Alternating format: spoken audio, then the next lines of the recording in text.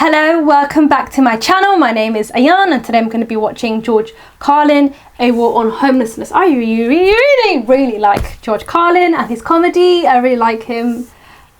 So let's watch. By the way, speaking of American values, aren't we about due to start bombing some small country that only has a marginally effective air force? Seems to me like we're a couple of weeks overdue to drop high explosives on helpless civilians. People who have no argument with us whatsoever. I think we ought to be out there doing what we do best, gang, making big holes in other people's countries. I hate to be repetitious, but God, we are a warlike lot, you know? We can't stand not to be fucking with somebody. We couldn't wait for that Cold War to be over, could we? Just couldn't wait for that Cold War to be over so we could go and play with our toys in the sand. Go play with our toys in the sand. And when we're not invading some sovereign nation or setting it on fire from the air, which is more fun, then we're usually declaring war on something here at home. Do you ever notice that? We love to do that, don't we? We love to declare war on things here in America. Anything we don't like about ourselves, we have to declare war on it. Don't do anything about it. We just declare war on it. We got a war. It's the only metaphor we have in our public discourse for solving a problem. It's called declaring a war. We got a war on poverty, the war on crime, war on litter, the war on cancer, the war on drugs. But you ever notice there's no war on homelessness, is there? No war on homelessness. You know why? There's no money in that problem. There's no money in that problem. Nobody stands. It's true.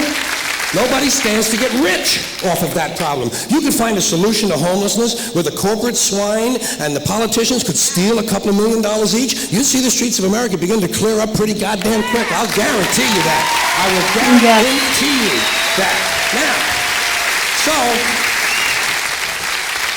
I got an idea for homelessness. You know what they ought to do? You know what they ought to do? Give the homeless their own magazine. Give them their own magazine. It would make them feel better, for one thing.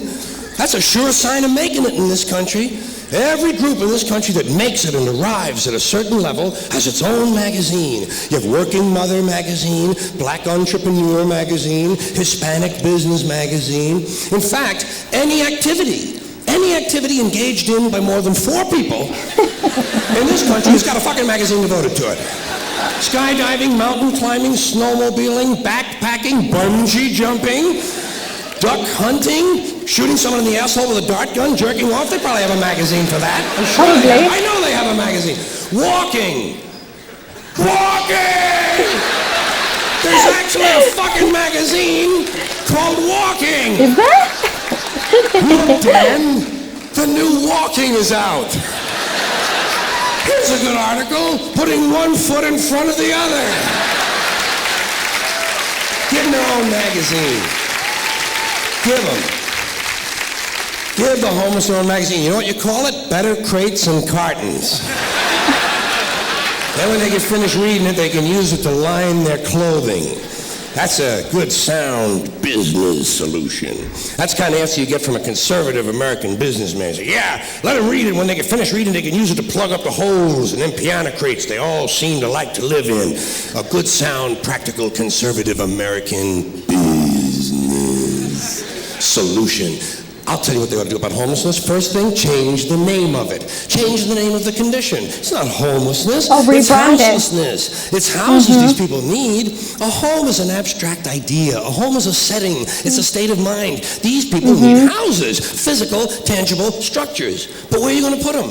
Where are you going to build them? Nobody wants you to build low-cost housing near their house. People don't want it near them. We got something in this country, you've heard of it, called NIMBY, N-I-M-B-Y. I feel like it's in every country, not in back my yard. Any kind of social help located anywhere near them.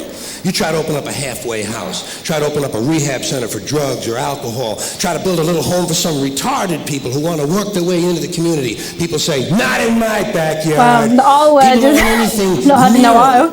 Especially if it might help somebody else. Part of the great American spirit of generosity we're always told about. Big, generous American nation. Ask an Indian about that.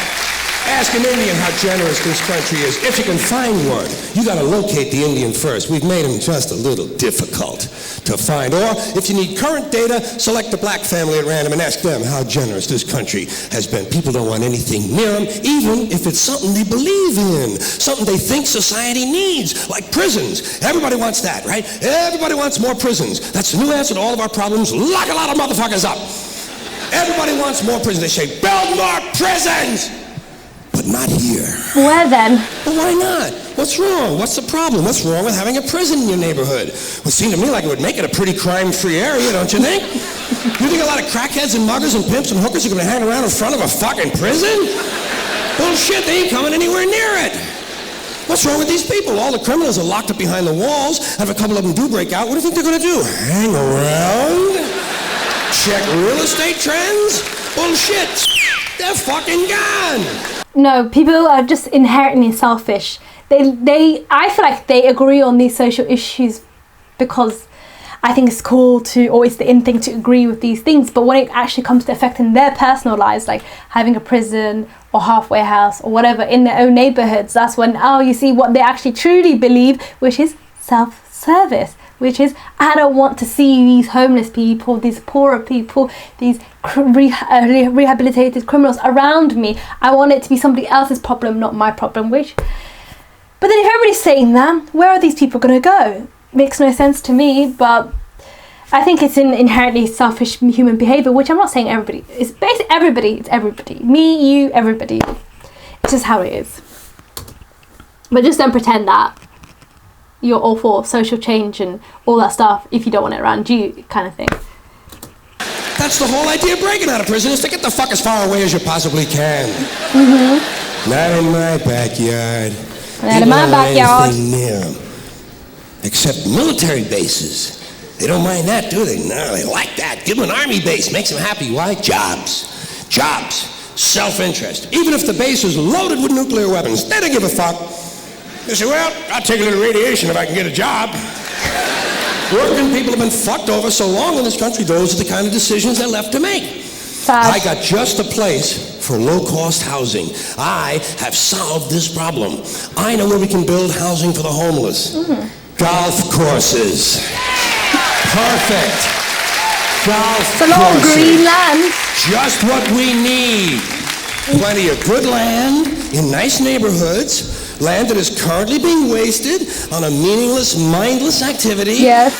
Engaged in primarily by white, well-to-do male businessmen who use the game to get together to make deals to carve this country up a little finer among themselves. I am getting tired. Really tired.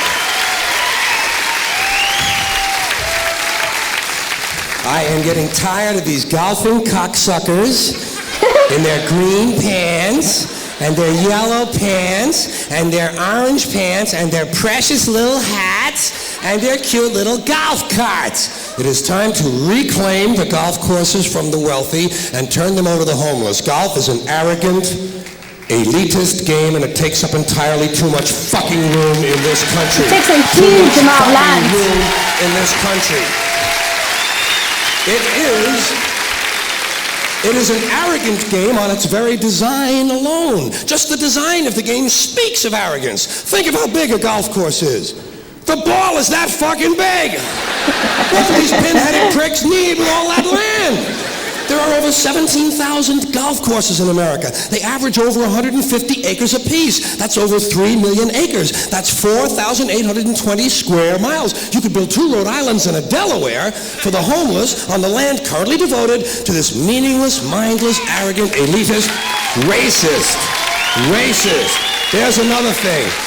The only blacks you'll find in country clubs are carrying trays. And a boring game for boring people. Do you ever watch golf on television? It's like watching flies fuck. And a mindless game. Mindless. Think of the intellect. Think of the intellect it must take to draw pleasure from this activity. Hitting a ball with a crooked stick and then walking after it. And then hitting it again. I say, pick it up, asshole. You're lucky you found the fucking thing. Put it in your pocket and go the fuck home. Go the fuck home. You're a winner. No chance of that happening. Dorco in the plaid knickers is going to hit it again and walk some more. Let these rich cocksuckers play miniature golf. Let them fuck with a windmill for an hour and a half or so.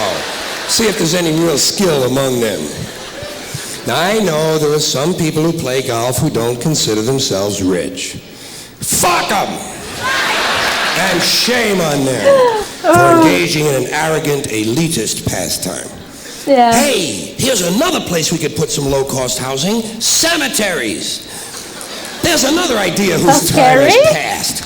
Saving all the dead people in one part of town? What the hell kind of a superstitious, religious, medieval bullshit idea is that? Plow these motherfuckers up, plow them into the streams and rivers of America. We need that phosphorus for farming. If we're going to recycle, let's get serious.